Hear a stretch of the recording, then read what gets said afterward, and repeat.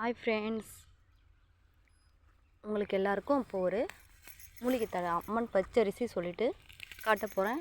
நிறைய கழனியில் கொல்லியில் அது மாதிரி இருக்கும். அந்த தழை அல்சர் இருக்கிறவங்க இது தொடர்ந்து ஒரு 10 நாளைக்கு டெய்லியும் சாப்பிட்டுட்டே வந்தால் வயிற்று புண்ணு சரியாகும்.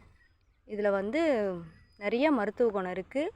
உடம்புல அரிப்பு, சொறி, சிரங்கு இதெல்லாம் இருக்குல்ல, அந்த இடத்த நல்லா நல்லா தேய்ச்சி விட்டுட்டு அப்படியே விட்டுடுங்க. விட்ட உடனே ஆட்டோமேட்டிக்காக அதுவாக சரியாயிடும். கொஞ்சம் கொஞ்சமாக அப்படியே மாறிட்டே வரும்.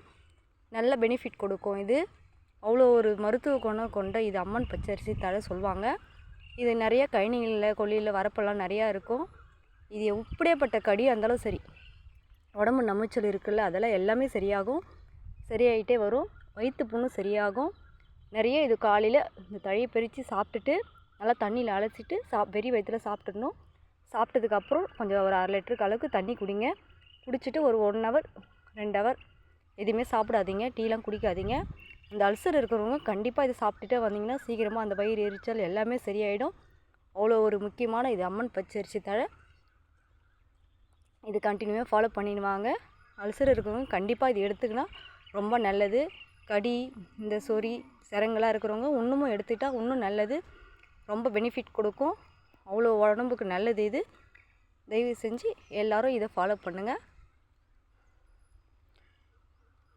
நம்ம சேனல் லைக் பண்ணுங்கள், ஷேர் பண்ணுங்கள், சப்ஸ்கிரைப் பண்ணுங்கள்.